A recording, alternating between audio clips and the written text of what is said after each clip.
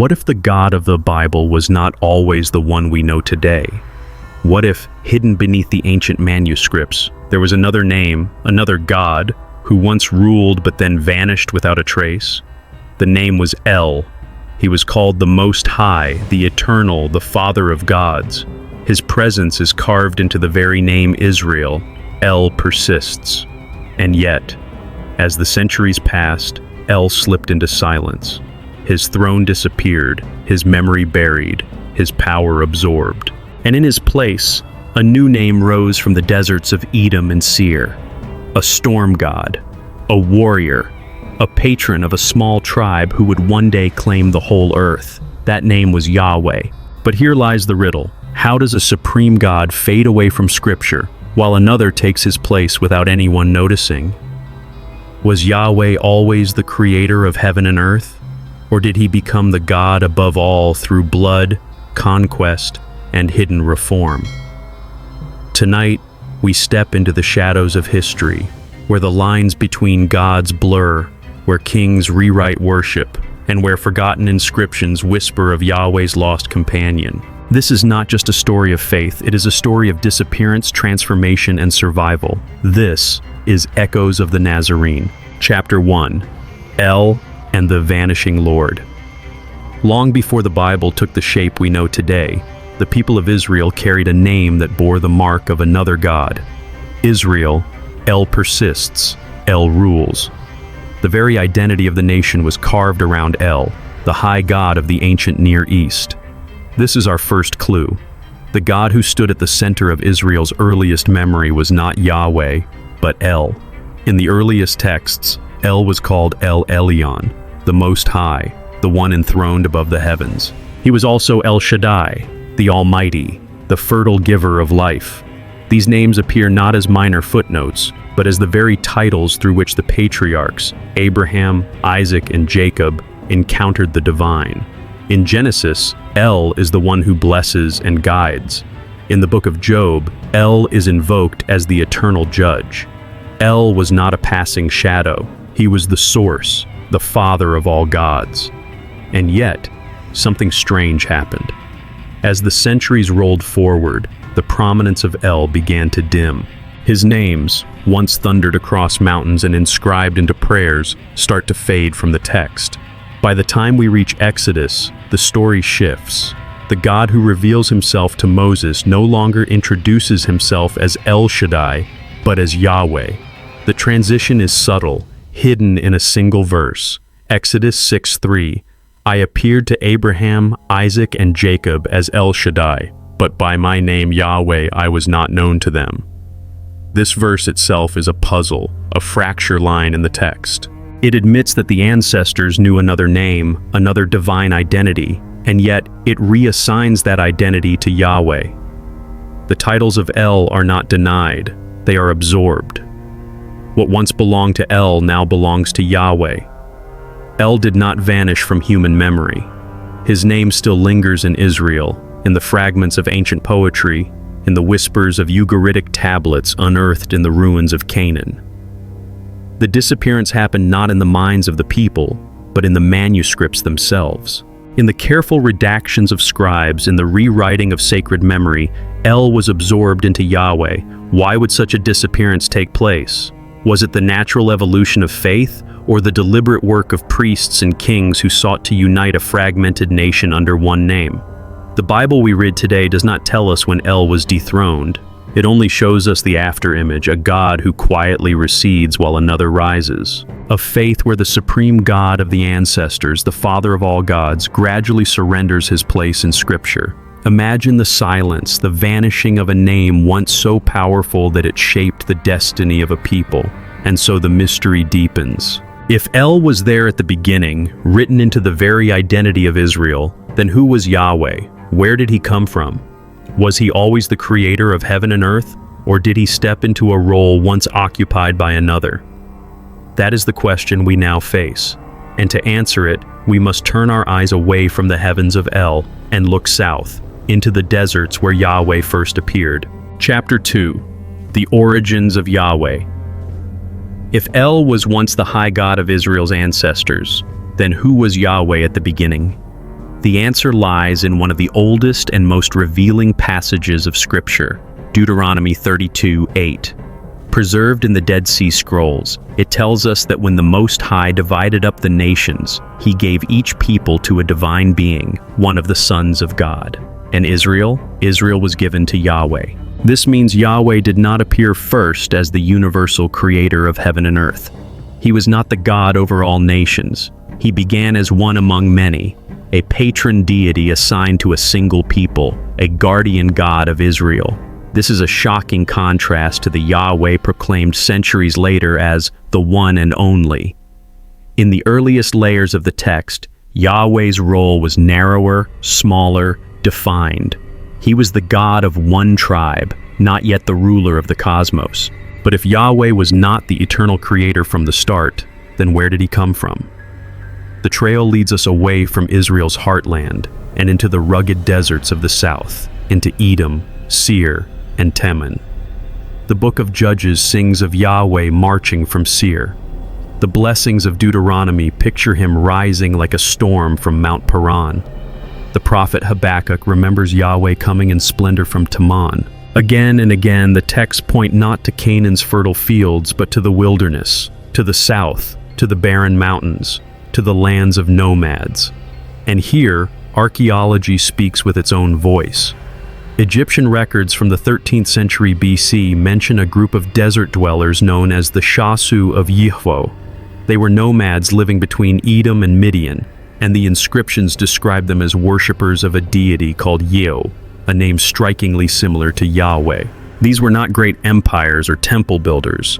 They were wanderers, people of dust and stone, who carried with them the worship of a storm god, a god of thunder and war. Yahweh did not rise from heaven's throne, but from the sands of the desert. He was not first known as the timeless creator, but as a warrior deity moving with tribes through the wilderness.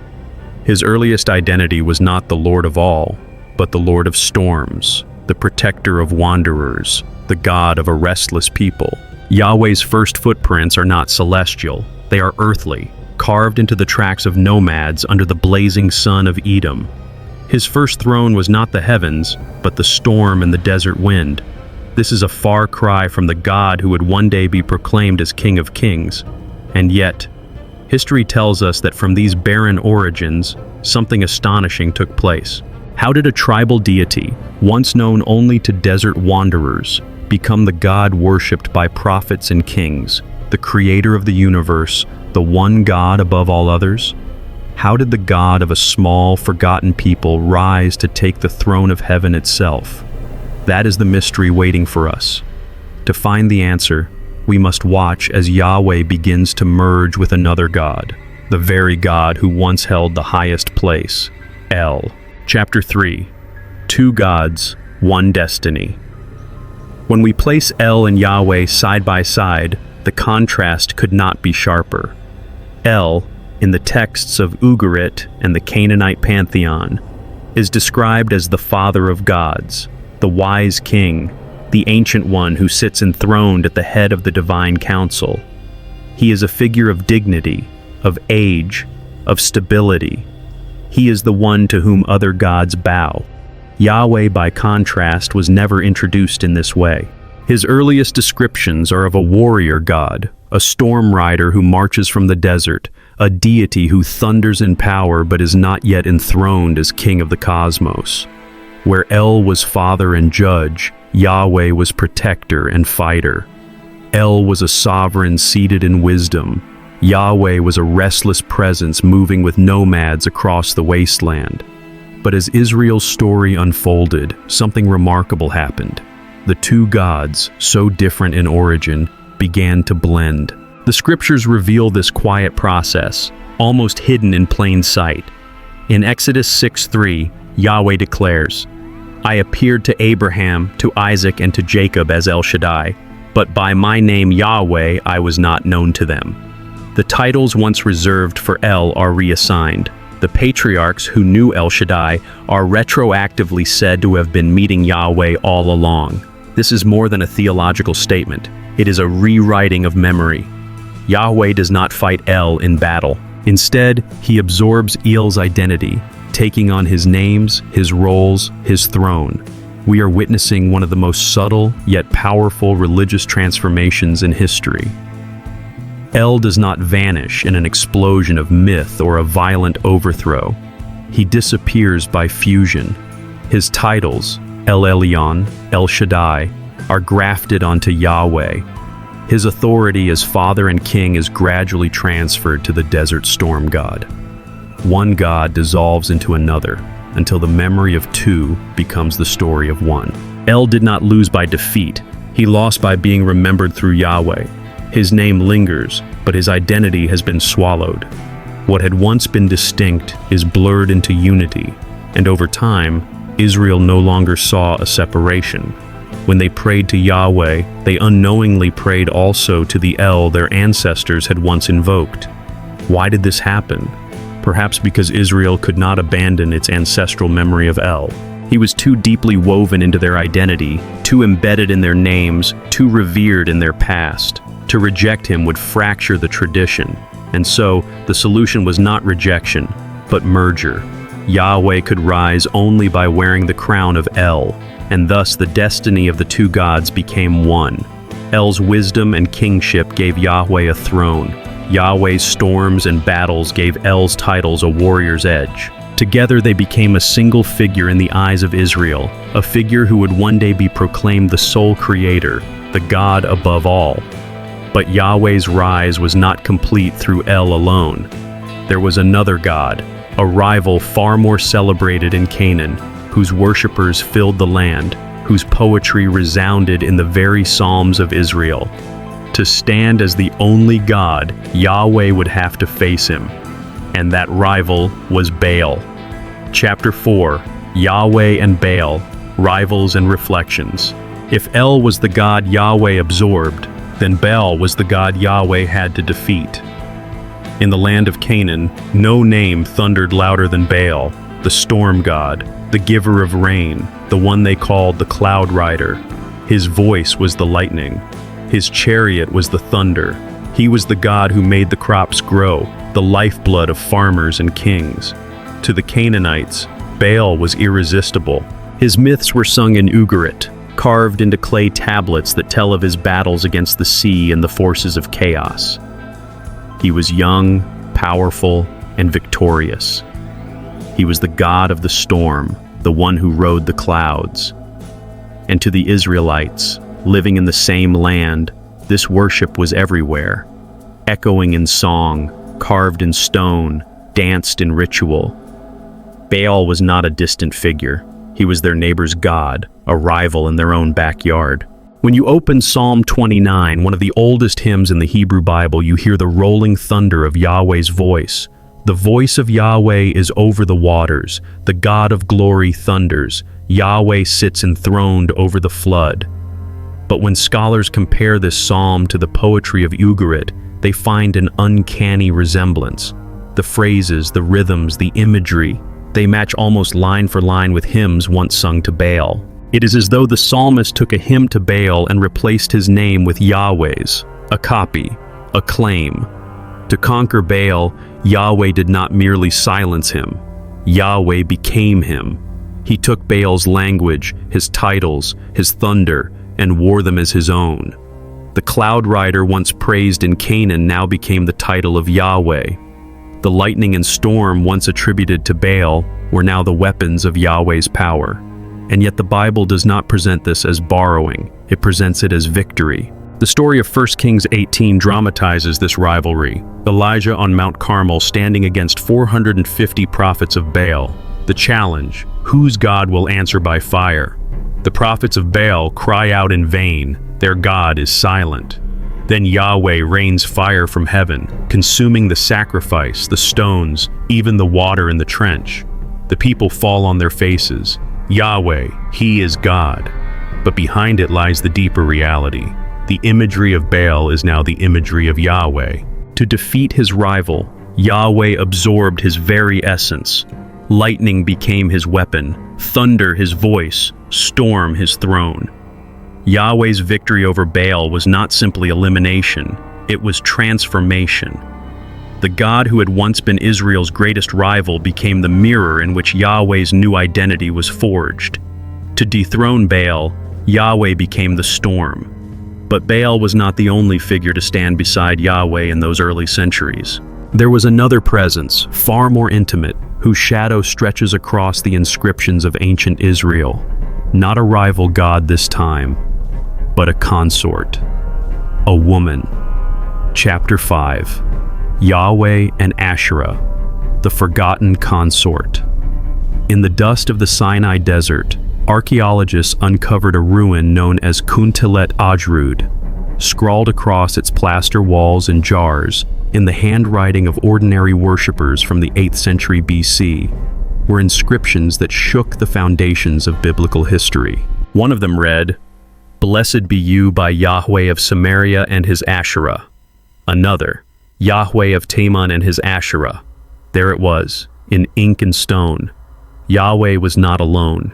He was paired, accompanied, honored alongside a female figure, Asherah. Asherah was no minor goddess.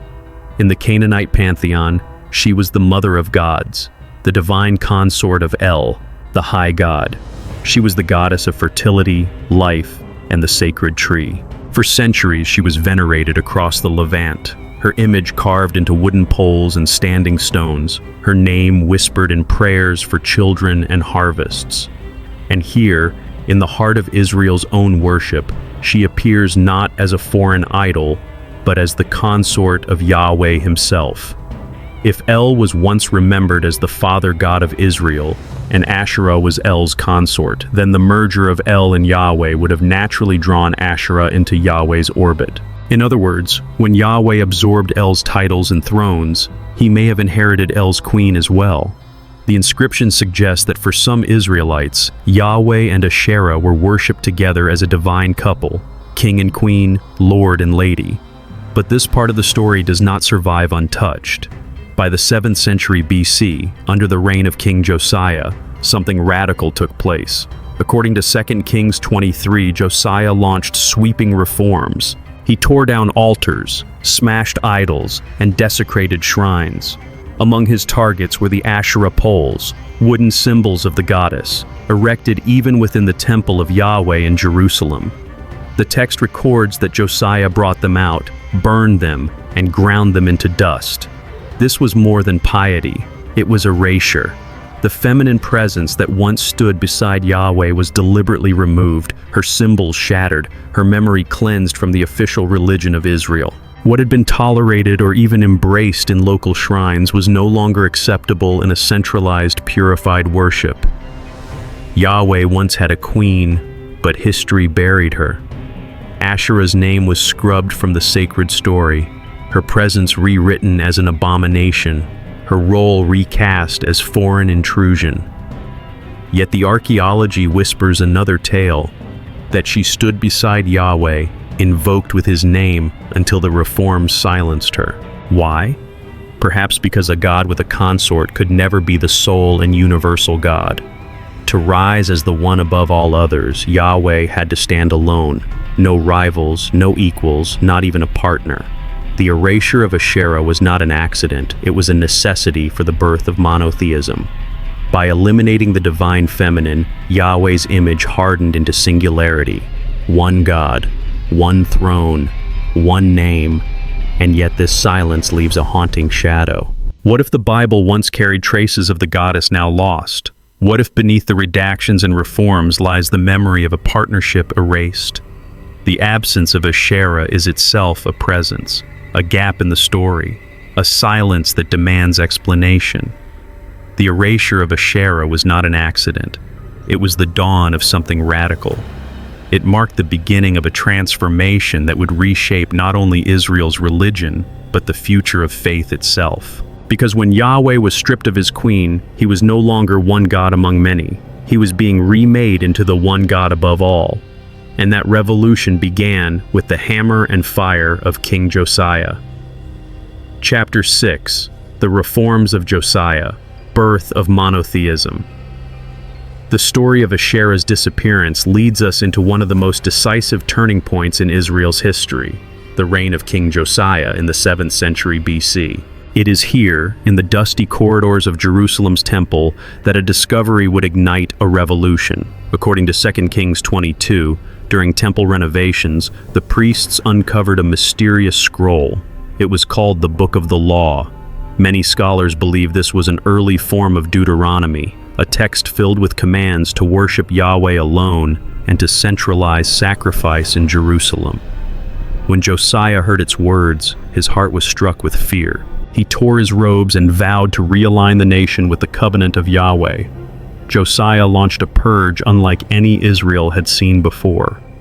The altars scattered across the countryside, places where families and clans had offered sacrifices to Yahweh and other gods alike, were torn down. The sacred poles of Asherah were burned.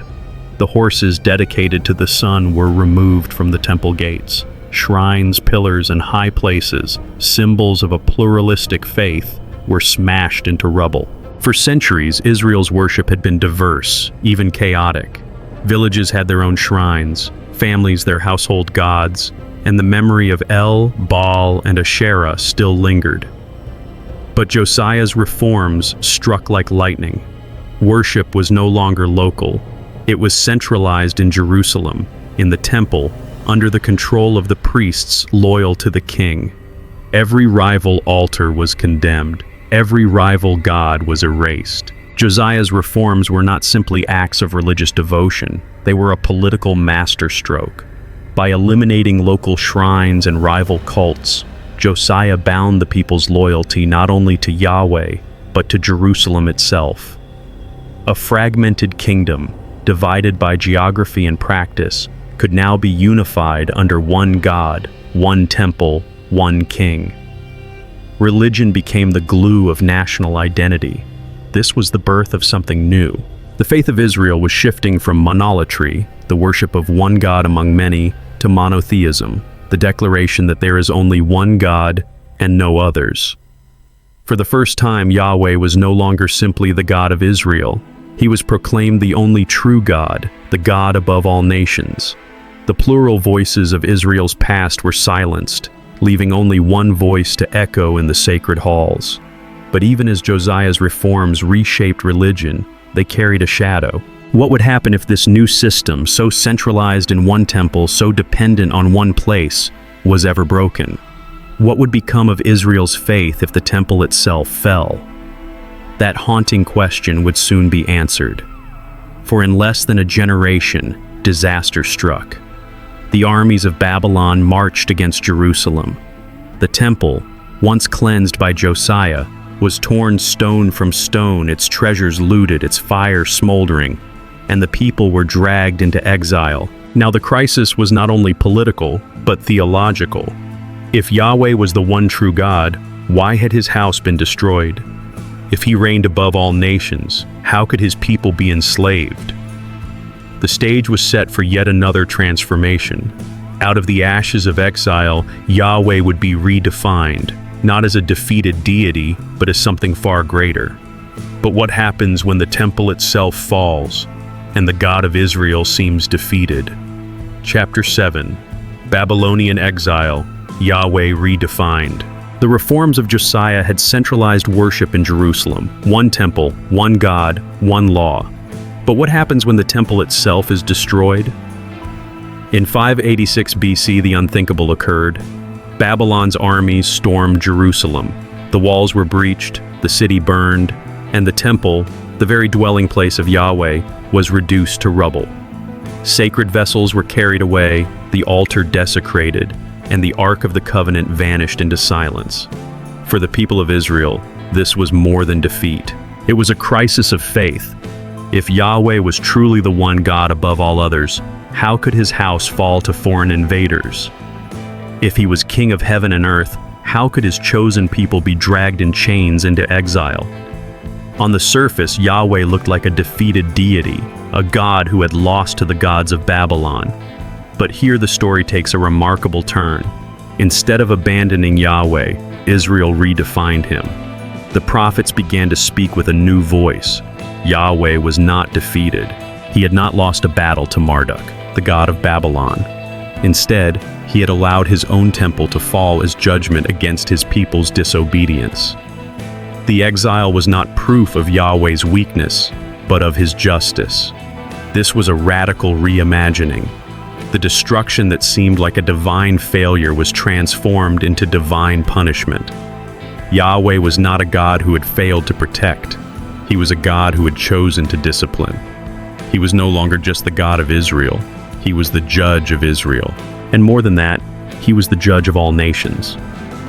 In the writings of Isaiah, Ezekiel, and Jeremiah, Yahweh's identity expanded. He was no longer bound to the temple or the land of Canaan. He was the creator of the heavens, the ruler of kings, the one who could raise up Babylon and just as easily cast it down. In exile, Yahweh became universal. The prophet known as 2nd Isaiah declares his words, "I am Yahweh, and there is no other. Besides me, there is no God." Isaiah 45:5. What looked like the death of Israel's God became the birthplace of monotheism as we know it. Exile, the place of loss and despair, became the crucible in which Yahweh was redefined, not as a local deity tied to one city or one shrine, but as the God of all nations, the Lord of history itself. A storm god of the desert, a patron deity of a single tribe, once worshipped alongside Asherah, now proclaimed as the only true God, the Creator, the Judge, the King of Kings. This was not a collapse of faith, it was an explosion of theology. Out of the ashes of exile, something new was born. Yahweh was no longer one God among many. He was the one God above all. And yet, the journey was not finished. From the fragments of El, the thunder of Baal, the silence of Asherah, and the fire of exile, a final identity would emerge. The Yahweh of the desert would become the Lord of heaven. Chapter 8. From Desert God to Lord of Heaven. We have followed the trail of a God whose story began in the shadows of the desert.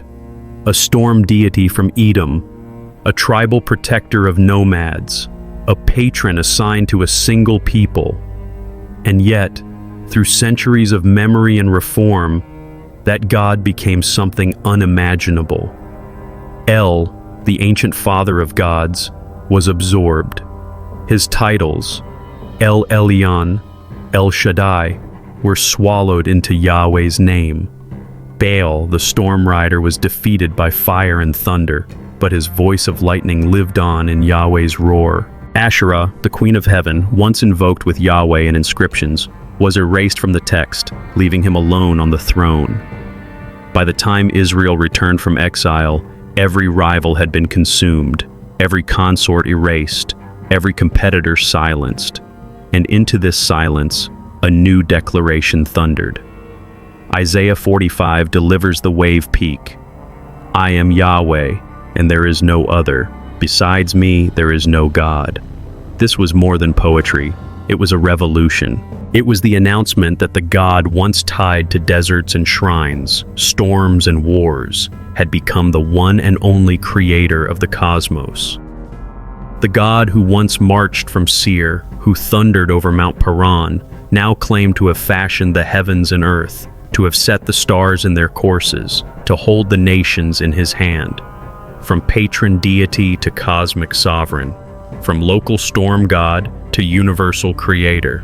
This shift laid the foundation for three of the world's great religions. Judaism would proclaim Yahweh as the eternal God of Israel, the covenant keeper who reigns forever. Christianity would carry that vision forward, identifying the God of Israel with the Father of Jesus Christ, spreading his name across the Roman world and beyond. Islam would later affirm the same truth.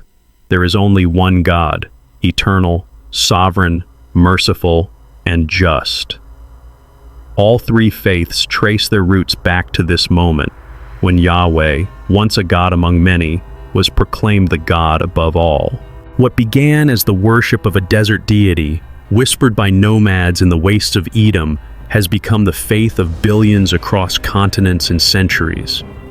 Yahweh, whose earliest devotees scratched his name on rocks and desert shrines, is now invoked in cathedrals, synagogues, and mosques on every corner of the earth. A God once local has become Lord of heaven and earth, and yet behind the grandeur of this destiny, the shadows remain. The fragments of El, the echoes of Baal, the silence of Asherah, all linger beneath the surface of the text. The Bible we hold is not only a record of one God's triumph, but of how gods rise and fall, how memory is reshaped, how history is rewritten.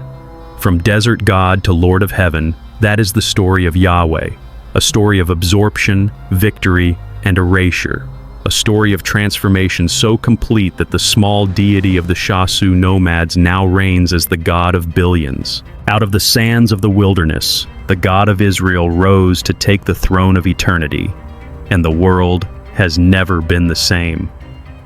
Conclusion. We have walked through a story that begins with El, the Most High, whose name was etched into Israel's very identity, only to fade into the manuscripts of history. We traced how Yahweh, once a desert storm god, absorbed El's titles, borrowed Baal's thunder, and cast aside Asherah's shadow. We saw how Josiah's reforms centralized power, and how exile redefined defeat into divine judgment. From these fragments, Yahweh rose, not merely as the God of Israel, but as the God of all creation. The Bible we hold today is the story not just of faith, but of memory, politics, and survival. Every name, every silence, every erasure tells us that the image of God has been shaped by centuries of struggle, rewriting, and transformation. If El could vanish from the text, if Asherah could be erased, if Baal's voice could be claimed and transformed, then what else lies hidden, waiting in plain sight? How much of what we take for certain has been reshaped by the hands of prophets, priests, and kings? The story of Yahweh is the story of survival. From the desert winds to the throne of heaven, from a tribal god to the faith of billions, his rise is unparalleled. But behind that rise are questions that still whisper from the margins of the text. Next time, we uncover the secrets of the angels who stood beside Yahweh and terrified even Lucifer. As we close this journey, let us step back from the ruins of temples, the erased names, and the battles of gods, and ask, what does this story mean for us today? History shows us that even faith is not static. It is tested, reshaped, refined through crisis. El faded, Baal was silenced, Asherah was forgotten, yet the idea of God endured. In exile, what seemed like defeat became the ground for a greater vision, that God is not confined to one place, one temple, or one people. He is larger than our losses, greater than our ruins. For those of us who have walked many years and seen many changes, this lesson is profound. Life, like faith, is never frozen in one moment. We too carry names and memories that fade. We lose, we mourn, we face exile in our own way, through sickness, through distance, through time. But like Israel, we can discover that loss is not the end. It can be the beginning of a deeper understanding. The hidden truth is this: survival is not just about holding on, it is about being transformed. Out of ashes, something new can still be born, and that is a hope that never disappears.